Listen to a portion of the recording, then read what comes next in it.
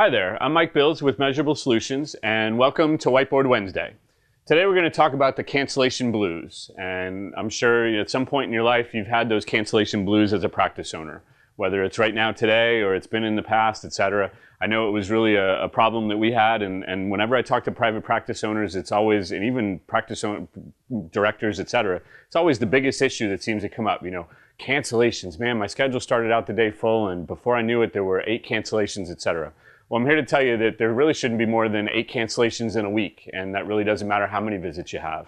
A great example is, last week, my practice, we do about 450 visits. We had 7 cancellations. So you got to just have a process. You got to follow the process. Your staff's got to be on board, and you can control that. And really, the reason you don't want those cancellation blues is because not only does it affect your practice, but it's really affecting your outcomes. And think about it. The whole reason that we all got into this and became physical therapists was that we wanted to help people. And so we're bringing staff in, and they've come in for the same purpose too. All of your staff, your PT staff, ultimately want to help people, but you're going to all end up with the blues if you start your day out with 12 patients and you end your day with 7 patients on your schedule. You're going to kind of get bored. It doesn't really challenge you, etc. So I challenge you to really take a look at that and get that under control. And so let's quickly define what a cancellation is. A cancellation is a patient who was on the schedule today and didn't come in today. It's that simple. They could have called you up and given you any excuse they had. My car broke down, I fell down the stairs, whatever it might be, but they didn't come in today and they were on the schedule. Because that's going to give you the blues. It's going to give you the blues financially, and it's going to give you the blues because it kind of pulls you off purpose. You're not really able to help people anymore, which is what you got into this for. So how are you going to fix this, right? Really simple. Something that took me a long time to really kind of learn this and get this under control. But like I told you, we average a cancellation rate of 2.5% to 3% max as we go through the entire year, and that's as we grow, and that's as we add more staff, etc. So you can do this. You just gotta get a plan in place, and you got to do it, right? So you got to be able to sell the value of therapy, right? And that's really everybody's job. That's your job as the owner. It's the front desk person that answers the phone. It's all of your clinicians, all of your techs, etc. And you got to sell the value of what you're doing as a therapist. We're here to help you. We want you to get better. We know that if you come in, you're going to get better. Here's an interesting statistic for you. If you come to therapy as prescribed, 92% of the time you will get better.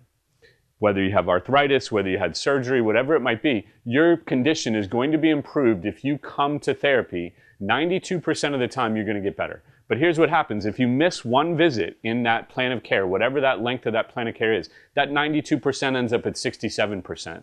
So you got to be able to sell the value, and your staff have to be able to sell the value of therapy. It's not a matter of you want the patient to come to therapy.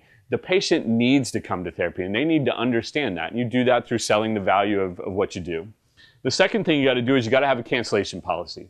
There's people out there, they need rules, and and when the rule's there, then they can follow it, right? And you're going to think in your head, oh, that's being too mean, it's being too, too forceful, etc. No, people need rules. They need to know what's expected of them so that they can follow it. And when you put that out there as an expectation of your patients, hey, I expect you're going to be here when you schedule an appointment. When you can't, I expect you to call. I expect you to reschedule for the same day. I expect you to make that call the day before if you're not going to be able to make it, etc. It allows you to stay out of the blues. It allows you to help somebody else. You get somebody else on your schedule. It allows you to get them rescheduled, and they know what's expected of them. They're going to follow that. And when they don't, then you've got this policy that allows you to fall back on, right?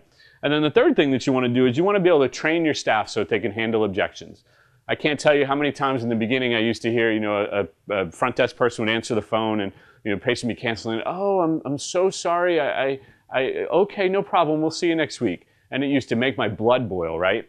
But that was really because I hadn't trained them how to handle it. Meanwhile, when I was the one answering the phone, I'd answer the phone and I'd be able to handle it. Hey, Joe, here's the value of really coming in today. Here's how about we get you in at 5 o'clock today instead of the 12 o'clock? And Joe would miraculously show up at 5 o'clock. He'd reschedule. But I hadn't trained my staff on how to handle those same objections. So you got to train your staff, right? So here's a real quick review, right? You got to be able to sell the value of what you're doing. Physical therapy is a commodity that you're selling. And remember, they're going home. They don't have a brand new TV to plug in or a brand new phone to play with, etc. But you got to make sure that your patients all understand the value. That's really key.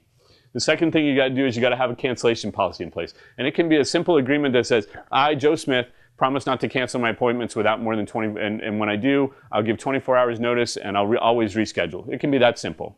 And then the last thing you got to do, and don't forget this piece, you've got to train your staff. Train your staff so that they can handle things the same way you do. Allows you to keep your blood from boiling, keep your blood pressure down, be nice and healthy, but more importantly, you stay out of the blues. You can listen to country music or whatever else is, kind of music you like instead of listening to the cancellation blues. So I hope this helped you out. Get those 3 action steps in place, and I look forward to seeing you on the next Whiteboard Wednesday next week. Thanks. Take care.